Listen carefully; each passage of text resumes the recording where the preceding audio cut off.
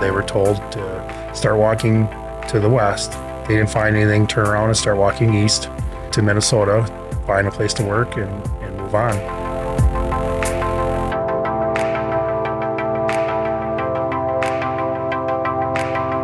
I just had a really interesting conversation with Lee Clark. Lee talked about the work ethic that he learned from his grandpa and the time that he spent at C&G developing his skills and then being able to pass them on. He loves being a coach and a teacher.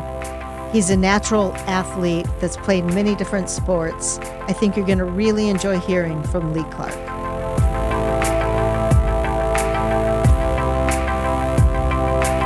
Today, I have the opportunity to sit with Lee Clark. I'm really excited about this conversation because Lee is a 20-plus year employee who I've known for the entire time I've been at C&G. So I'm excited to talk with you today, Lee. Welcome to the podcast. Well, thank you for inviting me, Kathy. Yeah. It's very exciting to be here. Awesome. So let's just start out. Tell us a little bit about what you do, where you work, which plant, and what you've done for C&G. I've been here for a little bit over 20 years, just as you said. I started in our company 20 years ago when we had 2 lines. I started as an operator working there, worked my way up. We added some more lines, became a shift lead, as what we called it before, and became a supervisor on the floor. And about 6 years ago, I came across the opportunity to become a training coordinator. A very good role for me. I really enjoy it. Worked with some very extremely nice people, helping this company grow. I think one of the best things that in my interview for the job that my director of operation asked me, why do you want the job? And I said, because I care. So I care that people succeed. To watch them grow, watch them become their goals of learning how to run these lines. They're not easy. They're not easy to learn, and watch people grow to the ability to run them, set them up, and show what they've learned as a person that, yeah, you can run these. It takes a little time, but man, just to watch them the first time is very, very neat to see someone say, I set this machine up all by myself. It's so cool to hear you say that, Lee, because sometimes when people come in, and it is high tech, what we do, the machines are very complicated. It can be very intimidating, right? Yes. And to have someone like you that gives them that confidence that, yeah, you can learn this, and then to see them do it and succeed, that's got to be pretty fulfilling. Oh, yeah. It's very fulfilling to watch people come in their first day. Yeah. One of my sayings is when I do onboard the first day is in my plan, I remember most everybody's first day. There's only 3 employees that have more seniority than me. My second comment is I remember Kathy's first day. When she was introduced. You remember my first day? When she was introduced the first day to us, that you'd be taking over our division of the plastics and all like that. And I remember that. That was pretty interesting to see that happen in our plant, and the opportunities that have been given to us and the hard work that we've done. And it's been a long struggle for those years, but we've come out on top. I think in our years together, I think seeing how much we've come forward, how much we've grown, every facility. Yeah, it's incredible. Yeah, even coming to Superior today is watching how much this plant's grown since we've merged with them. It's unbelievable how it looks and how much things have changed. Yeah, I'm trying to remember back then, 17 years ago, we would have had probably 15 lines in total, and now we have 130. That's crazy. I know. And went from 3 plants to 15 plants. So it's been a fun journey. Very fun journey. Yeah. The amount of employees we have in the corporation. Right. Looking at Cornerstone to see everybody's name and what the number is and how many employees compared to what we had in before, 180, 200 people maybe total. Yeah, exactly. No, it's been fun. I'm so happy that I've had the opportunity to know you and work with you all these years, because the one thing I can always say about you, Lee, is you're always positive. You always have a good attitude. Where'd that come from? Since I was a younger person, I've always had a positive attitude. Is that You get up every day. Mm-hmm. My grandfather, we owned a huge farm outside of the Oshkosh area. Yep. My grandfather was in Dakotas with his brother, and they had a farm out there. And as the Depression was, they were asked to leave very young when they were 11, 8 years old. Their parents told them that, To leave the yes, home? they had to leave the home because there wasn't enough food. So they were told Really? to start walking to the west. They didn't find anything, turn around and start walking east to Minnesota, find a place to work and move on and find some house. And my grandfather and my uncle found work and ended up moving to the valley area. And my grandfather ran a farm, about 600 acres and about 300 head. And then he worked in a foundry for 35 years, hauling uh, ash around, hauling all ore and everything like that. And so he worked a lot of hours and learned that a day's work is good. A good day's work is always good for you. I think that's important. This is your grandfather. Yep. Is he still alive? Nope. He lived to 99. He lived to age 99. 99. He lived to age 99. So yeah, he very hard work. We still have had the farm till that point in time, and so we traded the cattle in for horses for all of my cousins that are girls that they all like to ride horses. So we traded all the cattle in for horses. Wow. That is, can you imagine 11 years old? Parents telling you, just start walking west. You don't Yep. see anything, turn around, walk east. Yeah, he told me a story that they had another baby on the way, and there was not enough food to feed everybody, and yeah, there's and my oldest uncle that was in that, he was the last person. There's a monument in Oshkosh for him. He was the last person killed in World War II under the before the treaty was signed a couple hours later. So he Wow. was the last person killed. So when I was younger, I got to do a really cool thing in Washington D.C. I got to put a wreath on the unknown soldier's tomb Mm, as a civilian. So I wow. got to go through the honor guard, walk down the stairs, go right up to the thing, and lay a wreath on the unknown soldier's tomb. That was pretty cool. That was on national news because not too often a civilian gets to do that and walk right down the stairs and see the honor guard change right in Mm, front of you. wow. What a proud moment that must have been for Yeah, you. it was pretty cool. I mean, Yeah. I tell people I got to do that when I see it on TV, and I say, "Well, Hmm. I stood right there." Yeah. They're like, "Really?" I said, Wow. "Yeah, I got to do that." So the stories your grandpa must have been able to tell you, because to make a success of that, so from 11 years old to figure out how to survive, how to survive, but really learn to thrive. I mean, creating his own farm and Yeah, like how, yeah. They worked on a farm in northern Minnesota until they got a little bit older, and then got enough where they got closer to 18. Then they walked in Wisconsin, got down into the valley, found some property, and as he hmm, moved along and worked at the foundry, worked yep. nights at the foundry and farmed all day, and he decided that kept on adding to the farm every year and more, and it was really neat. We owned a lot of Yeah. property on the outside of the valley there. So the question I asked you was, where do you get the positive attitude from? And that's the story you told. And I think it's so fascinating. So your grandpa, despite all that adversity, was he a positive person? Every day it was a great day on the farm. Wow. Every day was a great day, though. He worked 8 hours at the foundry the night before, and Mm-hmm. if we were there he'd get home from the foundry to do chores, and Mm-hmm. uh, was a really cool and real positive about it, putting a good day's work in, and that thrived through sports. I got to listen to Shelley's podcast about playing sports in high school, and got Mm-hmm. to go through that thing with Shelley, and putting a good long-term commitment to be a good athlete. So I had some really good coaches that every day had positive attitude towards me to push yourself to the limit, to strive. What you put into it is what you get out Mm-hmm. of it. Mm-hmm. Is a good thing. But I had some really actually two Hall of Fame coaches, one for football, one for basketball, were both Hall of Fame coaches in Wisconsin.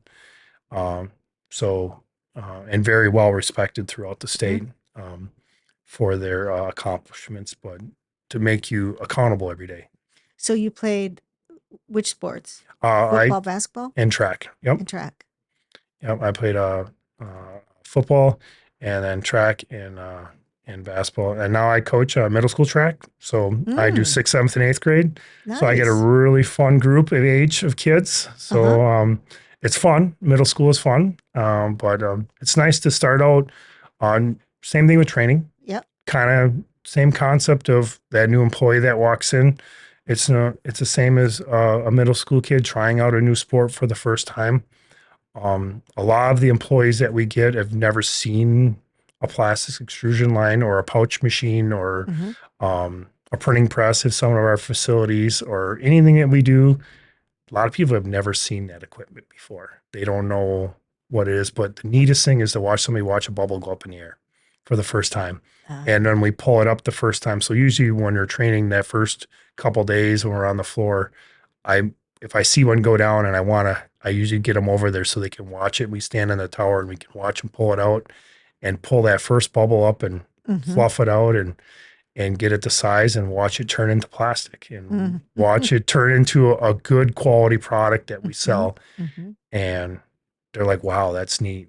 And I think that's the coolest thing is for people to see, well, I'm gonna do that one day. That's gonna be me. That's gonna start that machine up and I'm gonna set it up and I'm gonna make a quality product and say I did that.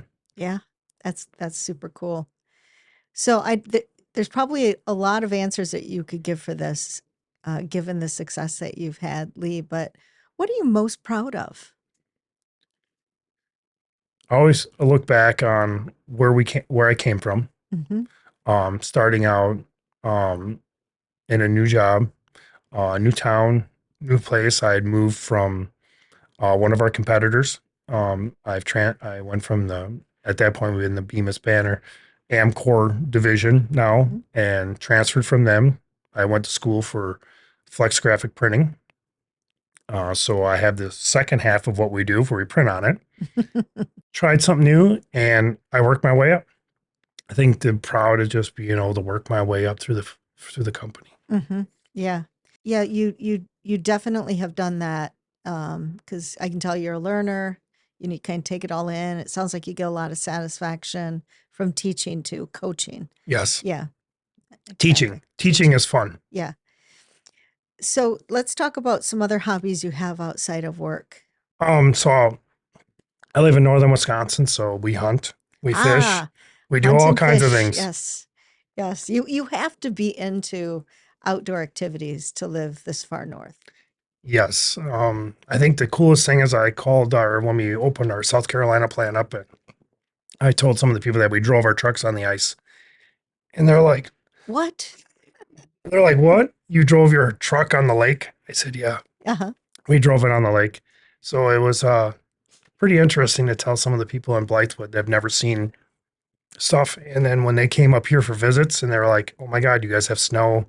It's 4 feet deep. Yeah. It's really, really thick. Yeah, I know. It's really, really, really thick. Yeah, I remember one time I was up in Rhinelander and it was like one of those, well, I think it was a freak snowstorm. Maybe this happens all the time, but like in a 24-hour period, it was like 3 feet of snow and all our cars got snowed in. We couldn't even leave. It's usually normal. Sometimes we get a lot of snow and people call each other up and say, hey, can you got a big truck? Come get me before you go to work. Or, Yeah. hey, can you give me a ride home? Or somebody helps everybody out. But we know when it's coming sometimes so we can help each other out. And Hmm. we've never shut our facility down. That's incredible.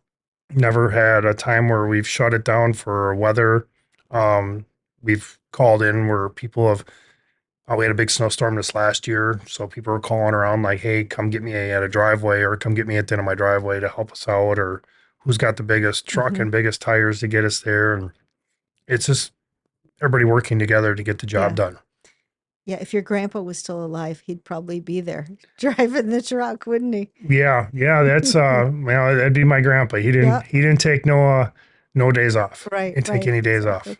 So you were telling me you're going out west hunting. Tell me Yeah. about that. Yep. So I have one of my childhood friends that we take a trip all the time. We go out west and we just go in the mountains in the Bighorn Mountains in northern Wyoming, and we go up there and we hunt mule deer, elk, or antelope. We go down on the go on the flatlands and we'll hunt the antelope if we draw Mm-hmm. tags for that.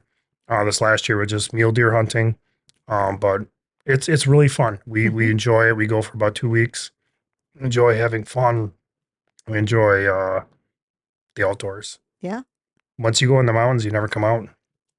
Your brain will Mm-hmm. always be there because you always remember the mountains when the sun comes up. You always remember all the cool things. Um, Do you camp? Do you tent or what? we stay at a hotel, like a hotel thing. Uh-huh. There's a lot of people from charter that are there in the mountains with us too. So No way. From Rhinelander plant or other uh, plants? Ted's there, and then we see Dave.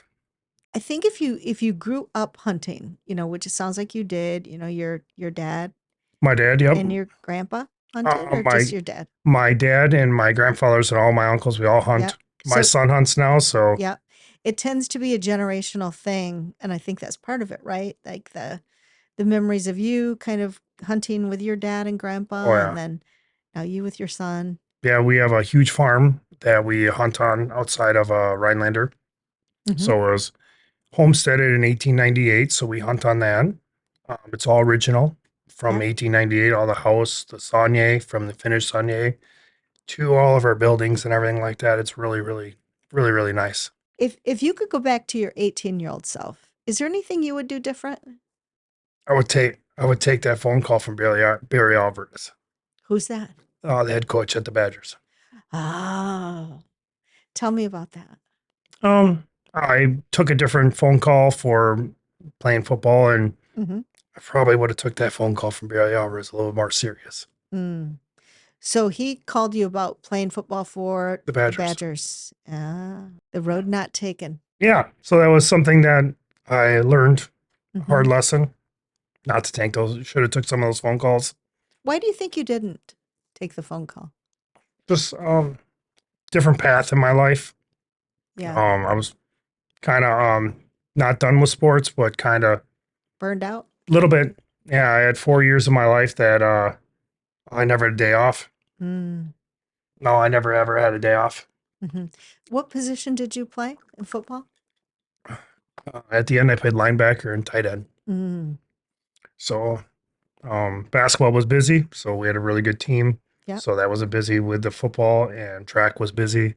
Hmm. So it was a very, very busy time in my life for about 4 years. So 4 or 5 years of my life was very busy. Yeah. Yeah, no doubt about it. And That's one thing. Like with working on a shift too, with people, you do get to learn a lot about each other on a shift and working with people. That's another thing I enjoy as a training coordinator is learning about people. hmm Everybody doesn't have a perfect day. no. Everybody doesn't have a perfect day that's going on from what happens outside of work.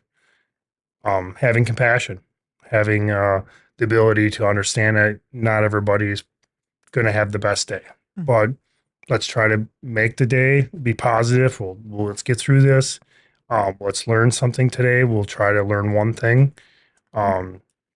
I only have rough days. I mean, I've had a lot of experiences with employees that are just not their first couple weeks. They're like, man, this is really, really frustrating some days.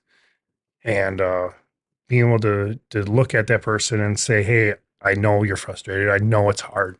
I know learning all this is going to be difficult, but Hmm. today we're going to accomplish one goal. Yeah. We're going to learn one thing, and you're going to accomplish that goal. And then tomorrow, you're going to learn something else. And the biggest thing I always try to do is have new employees reflect on their first day they started on the floor to like the eighth day. What did you know when you walked on the floor the 1st minute? Mhm. What can you do today? Yeah.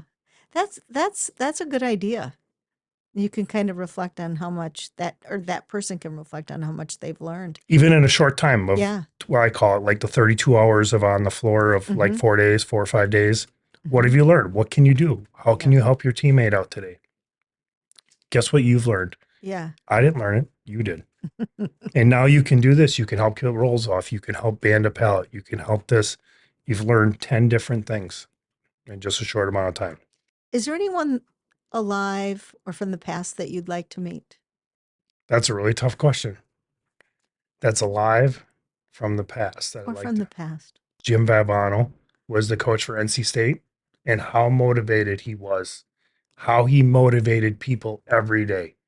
Hmm. I once read something on Jim Valvano about the halftime speech of when they played a national championship game, and they had talked about um, after that speech, people don't even talk about it that were in that room because the players did not walk through the door; they ran through the cement blocks because they were so motivated to play that game against a really tough team, Mm. and listen to how he motivated um, his his players. And I do use a lot of his sayings that he has for things for coaching and or for anything in life. That Jim Valvano, every day he wrote down a goal on a piece of paper and he put it in his coat pocket.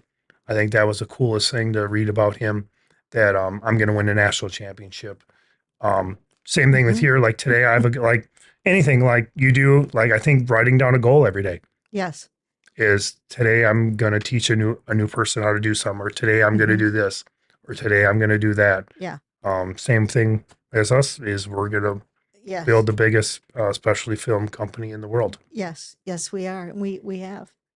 Let me flip it here a little bit now and give you an opportunity, Lee, to ask me anything that you want to ask me. Okay. Anything I'd like to ask you. So when you took over as our CEO and you sat down that first day and you said, I'm gonna change what's going on. Um, what was your main goal when you took over this organization 16 years ago? Where did you see us? Did you see Mm, us here today? yeah, that's a great question. So you've been around long enough to remember when I used to come to the plants once a quarter and do town halls Yep. because we didn't have as many plants and it was easier for me to get around and do that live. Um, and I can remember back, this must have been in 2006, 2007, showing a pie chart of our competition. And at that time, our main competitor was Pliant, who no longer is. I mean, they're part of Berry now, but at the time, I remember they were 800 million and we were less than 100 million. And I said, someday we're going to be the biggest specialty film manufacturer. We're going to be bigger than Pliant. And that happened because Pliant's no longer Pliant, right? They're part of a big company and they're not focused just on specialty film. And so I had that, that desire to see what we could build in a different way, in a company that was exclusively focused on specialty film and really playing to the strengths of our company. And then, continuing to invest in technology and having the best equipment and the best filmmakers. That's pretty cool that we've got to Hmm. see this come this far. I think Yeah. that's the neatest thing is to reflect some days on where Yeah. we were, where we are, and where we're going to be. Yeah. Yeah. And what's so exciting now is, with everybody being owners and having the opportunity to make the company more valuable together and share in the equity that's going to be created. I think that's really cool. All right, Lee Clark, you inspire me. It's been a pleasure. I've enjoyed our conversation. Thank you for being my guest. Thank you very much, Kathy, and thank you for having me here.